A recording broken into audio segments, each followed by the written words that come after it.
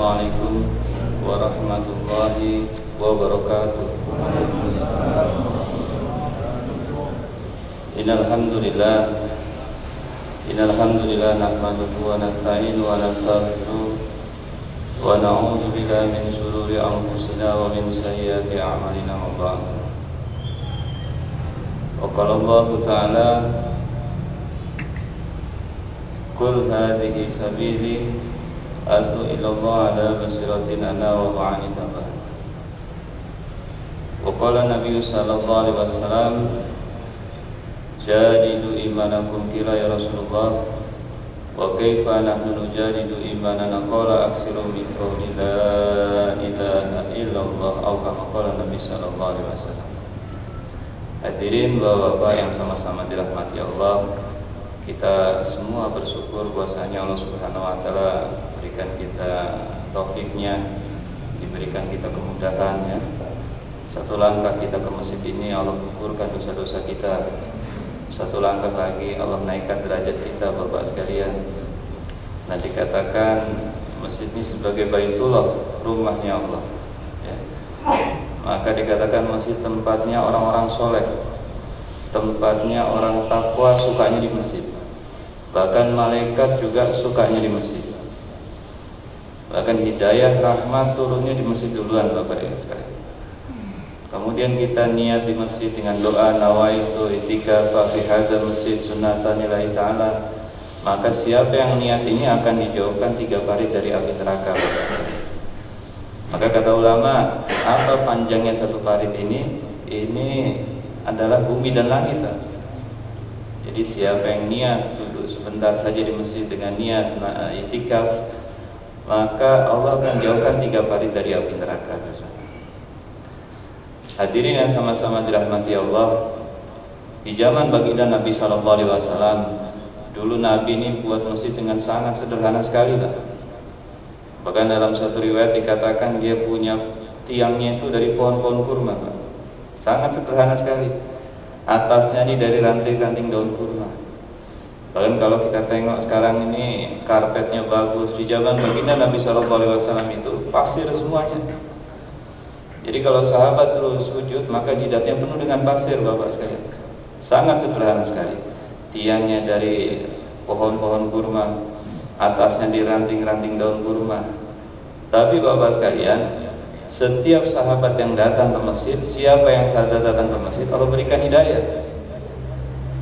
Ya, kenapa Bapak sekalian diberikan hidayah? Karena di zaman baginda Nabi sallallahu alaihi wasallam, masjid ini dibangun atas 4 amal. Apa amal yang dibuat baginda Nabi sallallahu alaihi wasallam? Ada dakwahnya di masjid ini. Yang kedua, di masjid di zaman baginda Nabi sallallahu alaihi wasallam ada ta'lim wa ta'allum. Yang ketiga, di zaman baginda Nabi sallallahu alaihi wasallam masjid ini ada zikir ibadat. Yang terakhir khidmat. Maka siapa yang datang ke masjid ini dengan 4 amal dihidupkan seperti ini, insya Allah yang datang ke masjid akan diberikan hidayahnya Allah Subhanahu wa taala. Kita tengok di zaman baginda Nabi sallallahu alaihi wasallam, sahabat, ada satu orang Yahudi diikat di depan Masjid Nabawi. Dia lihat kehidupan para sahabat selama 3 hari. Bagaimana akhlaknya sahabat, muamalahnya sahabat, muasyarahnya sahabat, ibadahnya sahabat. Maka Yahudi masuk Islam. Ya. Ada Yahudi lagi buang kotoran di Masjid Nabawi. Nabi tidak ingin pukul itu Yahudi, enggak.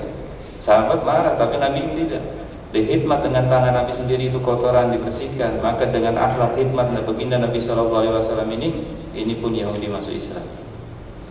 Jadi maknanya Bapak sekalian, kalau ini masjid-masjid dihidupkan dengan amal tadi, dakwahnya ada, ta'limnya ada, zikir ibadatnya ada, khidmatnya ada.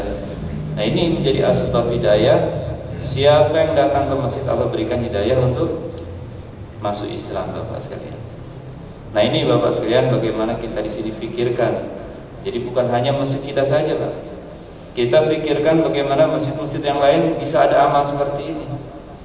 Dakwahnya hidup, taklimnya hidup, zikir ibadatnya hidup, kemudian khidmatnya hidup.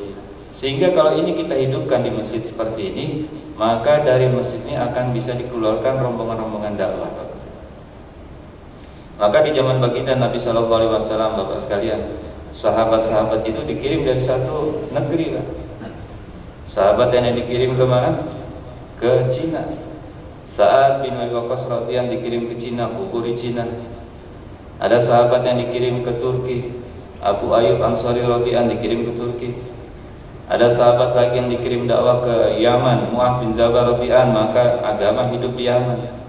Jadi dengan amal yang tadi dihidupkan Bapak sekalian, maka sahabat-sahabat ini rombongan dakwah diusahakan bisa dikirim ke penjuru-penjuru dunia. Ya, maka Nabi SAW bersama sahabat mentarbiyah juga di masjid, digembleng di masjid, ditarbiyah di masjid, buat halaqah iman di masjid, halaqah dakwah di masjid, halaqah ta'lim di masjid, ya kan? Sehingga Bapak sekalian, ini amal-amal yang dibuat di masjid ini, masya Allah, akan jadi asbab hidayah. Nah, ini maksud tujuan kami rombongan datang ke sini, Pak, melibatkan istri kami 3 hari di sini. Tujuannya yang pertama adalah dalam rangka memperbaiki diri, islah diri, Bapak sekalian. Ya, bagaimana dalam diri kami ini ada kekuatan iman, kekuatan amal. Ya, sehingga dengan iman yang kuat ini, dengan amal yang betul kepada Allah ini, kami akan mudah menjalankan perintah-perintah Allah. Kami akan mudah meninggalkan larangan Allah dan akan mudah 24 jam menghidupkan sunnah baginda Nabi sallallahu alaihi wasallam. Yang kedua, tujuan kami di sini, Bapak sekalian, dalam rangka menjalin ukhuwah silaturahmi. Karena kita dengan muslim yang lain ini adalah saudara, Pak. Kata ulama ibarat satu jism, satu badan yang tidak dipisah-pisahkan. Bapak di sini sakit, orang Islam di Bogor, maka di Jakarta juga merasakan sakitnya. Ada orang Islam di Cina sakit, maka kita merasakan sakitnya juga. Ada orang Islam di Rusia sakit, kita juga merasakan sakitnya. Dia senang, kita senang. Dia bahagia, kita bahagia. Ini Pak Islam, ya kan? Islami saudara, Pak, semuanya. Innama mu'minu ikhwah. Islami saudaranya semua, Pak. Dan kita harus ada kepedulian dengan saudara-saudara yang lain, Pak. Tidak boleh kita merasa kita ini merasa sudah baik, sudah cukup. Nggak boleh, Pak. Kita harus mikirkan saudara-saudara kita yang lain. Bagaimana saudara-saudara kita yang lain ini selamat dari api neraka masuk surganya Allah. Bahkan dikatakan barang siapa bertemu karena Allah, berpisah karena Allah, ini akan digugurkan, Pak. Bukan dosa kita, dosa satu kampungnya akan digugurkan sama Allah SWT. Ini fadilah daripada silaturahmi. Derajatnya dinaikkan, berkah rezekinya ditambah. Nah, yang ketiga tujuan kami selain menjalin ukhuwah di sini, ini yang ketika dalam rangka menghidupkan amal masjid. Innama ya'muru masajidallah. Jadi menghidupkan amal masjid ini, Pak. Tanda-tanda orang beriman ini yang mau memakmurkan masjid-masjidnya Allah. Jadi bukan satu masjid, masjid-masjidnya Allah, masjid-masjid yang banyak, Pak. Ya. Maka inilah pentingnya Bapak-bapak sekalian, kita bagi fikir, ya, bahwa agama ini bukan tanggung jawab kiai saja, Pak. Agama ini bukan tanggung jawab ulama saja. Agama ini adalah tanggung jawab orang Islam yang ada hari ini. Siapa yang ada dirinya ada kalimat la ilaha illallah Muhammadur Rasulullah, dia punya tanggung jawab atas agama ini. Jadi agama ini, Pak, ya, bagaimana kita fikirkan bukan hanya di kampung sini saja. Sebagaimana para sahabat, agama hidup di kampung-kampung yang lain, dari kampung ke pulau-pulau yang lain, dari pulau-pulau ke negeri-negeri yang lain, dari negeri-negeri yang ke benua-benua yang lain, supaya Bapak sekalian 1,5 miliar orang Islam ini bisa menjadi asbab hidayah untuk yang berapa? 5,5 miliar orang bukan Islam, Pak. Jadi masalahnya hari ini Bapak sekalian, kenapa orang-orang di luar Islam belum masuk kepada Islam? Karena amal kita belum betul, Bapak sekalian. Kenapa hari ini kita susah di mana-mana? Kita pikir ini susah, pikir susah, negeri kita susah. Kenapa? Karena amal kita, tawajuh kita pada Allah belum betul, Bapak sekalian. Kalau amal orang Islam betul ini, Bapak sekalian, selesai semuanya. Jadi yang bisa memperbaiki negeri kita, rumah kita, keluarga kita, anak kita ini hanya diri kita. Bagaimana hubungan kita dengan Allah kita perbaiki, Pak. Kita ini diperbaiki bukan karena orang lain, bukan. Karena kiai bukan juga. Karena ustadz bukan juga. Yang bisa memperbaiki diri kita hanya Allah Subhanahu wa ta'ala. Maka maksud daripada dakwah ini adalah untuk islahkan diri kita. Ya ayyuhalladzina amanu aminu. Hai orang-orang beriman, perintahnya beriman lagi. Yang sudah imannya tinggi, tambah imannya tinggi lagi. Yang belum beriman, tambah beriman lagi. Jadi kita tengok hari ini, Pak, negeri kita ini bukan masalahnya bukan orang di luar Islam. Masalahnya hari ini kita ini tidak betul hubungan dengan Allah. Yakin kita tidak betul dengan Allah. Amal kita rusak di mana-mana. Nanti kalau orang Islam ini betul amalnya, Bapak sekalian, yakinnya betul kepada Allah, kita tengok, Pak, orang-orang di luar Islam akan tengok amal Islam. Ibadahnya betul, ubudiyahnya betul, muasyarahnya betul, muamalahnya betul, akhlaknya betul, dia akan masuk Islam. Sebagaimana baginda Nabi SAW, Bapak sekalian, orang Yahudi buang kotoran dihikmat oleh Nabi, Yahudi masuk Islam. Orang Yahudi buta, dia hujat Nabi habis-habisan, tapi Nabi dengan kasih sayang suapi itu ke mulut Yahudi, maka dengan akhlak ini Yahudi masuk Islam. Hindun makan jantungnya pamannya Rasulullah, ya kan? Nabi nggak pernah benci itu, tapi dengan akhlak Hindun tengok malam harinya sahabat dengan doa, maka paginya Hindun masuk Islam. Nah hari ini Pak yang kita pikirkan bagaimana akhlak kita sebagaimana akhlaknya baginda Nabi SAW, penuh dengan kasih sayang kepada umat, mahabbah kepada umat, cinta kepada umat, memaafkan umat. Ini yang penting Pak. Kalau hari ini kita orang Islam tanamkan kebencian, bagaimana umat mau dapat hidayah, Pak? Ya, kami gerak pernah, Pak, ke pesisir selatan itu, pantai Jawa, ya, dari pantai selatan terus, Pak, sampai itu ada satu orang tua 70 tahun sedang menjual peyek, ya, di pinggir laut itu, pantai selatan, Parangtritis, yang masuk atas terus sampai selatan. Nah, jalan kaki kami 4 bulan. Saya tanya, Mbak, ini bintang Mbak, ini harganya kayak, oh iya, Mbak Muslim.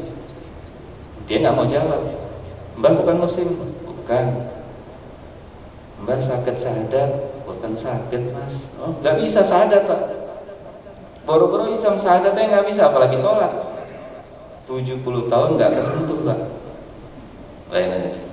Nah kalau hari ini kita orang Islam nggak ada kepedulian, nggak ada silaturahmi, nggak ada saling kunjung mengunjungi, bagaimana ini orang tua dapat hidayah, Bapak sekalian? Ya, jadi Bapak sekalian, agama ini hidup dengan bergerak, Pak. Sebarkan kasih sayang, sebarkan mahabbah, sebarkan cinta kepada umat. Kita mendatangi dengan kelembutan kasih sayang, ya. Dengan seperti ini agama akan tersebar, Pak. Masuk lagi, Pak, kami tahun lalu gerak di Mentawai. Mentawai tahu, Pak, ya? Itu satu kepulauan, ada 3 pulau, Sipora, Siberut, Sikakap. Di sana mayoritas non muslim. Satu masjid, 20 gereja. Nah masalahnya ini bukan gerejanya, Pak. Orang Islamnya pun sepi sholatnya. Ya. Bahkan kami kalau jauhlah di sana, Pak, yang nunjukin orang-orang Islam, orang-orang non muslim. Pak Ustaz, Pak Haji, itu Islam. Oh iya, makasih, ini Islam. Alhamdulillah. Kami tunjukkan akhlak dengan kasih sayang, dengan kelembutan. Bahkan kami panggil anak-anak kecil yang bukan muslim, sini deh, yuk makan sama-sama di masjid. Ya, bikinkan teh, bikinkan kopi, ikram terus, Pak. 7 hari orang masuk Islam, Pak. Di sana mudah sekali orang masuk Islam tanpa kita dakwahkan, Pak. Ya kan? Bahkan kami ke sana kemarin 2 pendeta masuk Islam, Pak, di Mentawai. Ya, nggak pernah kita debat, nggak pernah kita kasari, tunjukkan akhlak saja, Pak. Nah hari ini Bapak sekalian, ya, masalahnya kita hari ini akhlak kita rusak, Pak. Yang kita tanamkan pada umat ini kebencian terus. Ya kan? Apabila orang Islam tidak saling menghargai, menghormati, tidak ada kasih sayang, tidak dipandang hari ini orang Islam pandangan Allah. Tapi kalau orang Islam saling berkasih sayang, saling cinta mencintai, saling hormat menghormati, saling memuliakan, ya, ada sifat pemaaf, Bapak sekalian, Allah akan curahkan rahmat kepada umat hari ini. Ya, maka ini Bapak sekalian, hari ketiga kami sudah di sini. Kami juga mohon maaf, Pak, ya, kami sedang belajar, Pak. Kata orang Jawa nih, ileng ti ileng, Pak. Sedang sinau, Pak, belajar. Memperbaiki diri. Jadi Bapak sekalian, bukan kami belum baik, Pak. Ya kan? Kami kesini karena sakit. Maka kami ke sini dalam rangka memperbaiki sakit, bukan sakit jasmani. Kalau jasmani gampang, Pak. Jantung ada rumah sakitnya di Jakarta, harapan kita. Sakit mata ada rumah sakitnya ini yang sakit dalam hati kami, Pak. Ya kan? Hubungan kami sama Allah rusak. Ibarat kami masih belum betul. Muamalah kami, muasalah kami belum betul. Maka kami datang ke sini ingin memperbaiki diri, Pak. Memperbaiki diri selama 3 hari. Kami ajak istri kami supaya apa? Supaya jadi contoh. Karena kami ini adalah laki-laki imam di keluarga, Pak. Istri ini tinggal tengok kita. Kalau kita imamnya nggak benar, bagaimana istri mau benar? Jadi kalau bapak di rumah, ya, istri macam-macam, jangan salahkan istri, Pak. Kembali perbaiki diri saya yang salah, ya kan? Nah, tujuan kami juga ke sini, bapak sekalian, supaya apa? Rumah tangga kami tambah adem, ayem, romantis, Pak. Jadi tanda-tanda tablik yang betul, Pak, ya. Dia keluar ini tambah sayang sama keluarganya, bukan tambah benci, tambah kasar. Nggak ada tablik kasar, Pak. Tambah sayang sama istri, tambah sayang sama Anda, ya. Kemudian nama lingkungannya, dia ada kepeduliannya, ada mahabbah. Ini tablik. Kerja tablik ini dibangun dengan kasih sayang. Karena nabi-nabi ini kerjanya dengan kasih sayang. Nabi-nabi kerjanya bukan dengan paksaan.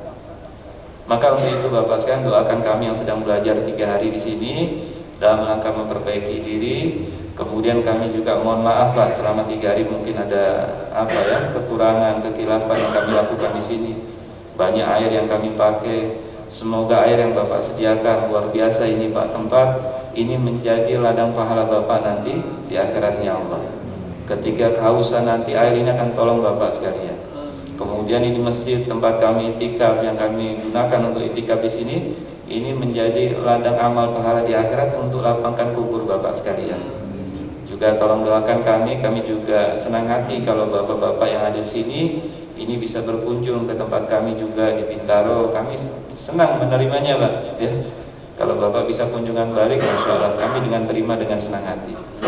Jadi itu saja Bapak sekalian. Pagi ini mungkin jam 7, jam 8 kami akan kembali ke Jakarta. Kemudian akan melanjutkan kesibukan masing-masing.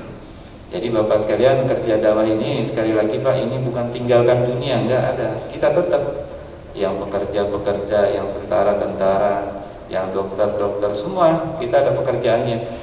Nah, kami hanya meluangkan waktu di jalan Allah, Pak. Mengorbankan sedikit waktu, harta diri dan waktu kami untuk memperbaiki diri. Jadi kalau Bapak ambil bagian dalam kerja dakwah ini, Masya Allah, maka dunia Bapak akan tertata, Pak. Ya, keluarga akan baik, anak akan baik, dan kampung pun akan ikut baik semuanya. Insya Allah, Pak, itu saja. Yang baik datang dari Allah. Apabila ada kekurangan datang dari diri saya sendiri. Sama-sama saya tutup dengan doa kifarah majelis. Subhanallah bihamdi, subhanallah bihamdika, asyhadu an la ilaha illa anta, astaghfiruka wa atubu ilaik. Wassalamualaikum warahmatullahi wabarakatuh.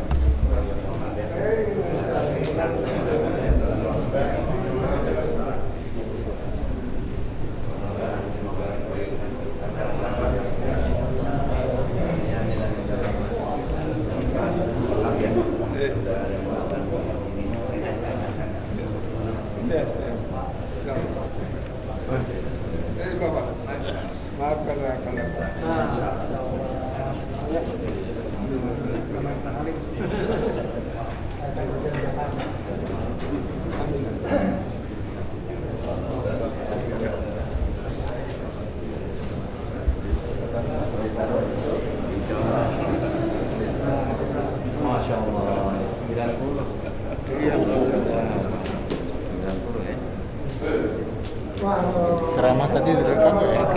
Ya. Bisa dapat nggak ya? Bisa nanti lewat YouTube ya. YouTube-nya Al-Hidayah. Apa ini ya YouTube-nya? Al-Hidayah. Al-Hidayah BCV. Nanti tanya Pak Tio aja. Bagus ya. Nah, Bapak-bapak yang masih ada sini, mohon bisa kumpul untuk foto bersama supaya nanti kalau kita ke Bintaro nggak ketukan. Enggak, silakan. Diatur depan aja, silakan.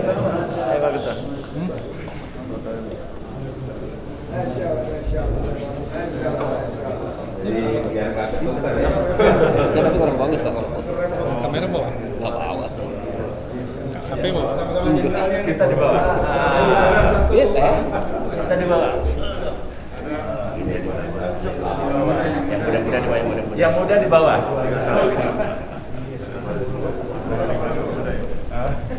Taruh supaya wajah kelihatan. Salam. Kelihatan wajahnya. Cukup. Ya. Maskernya boleh buka dikit. Sementara buka masker. Ayo, mungkin bisa. Ke Panaromek. Siap.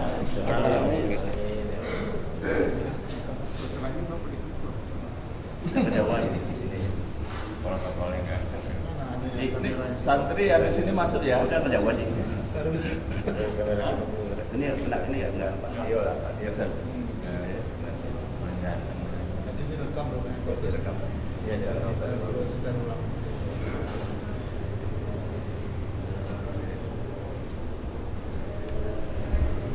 Udah, betul.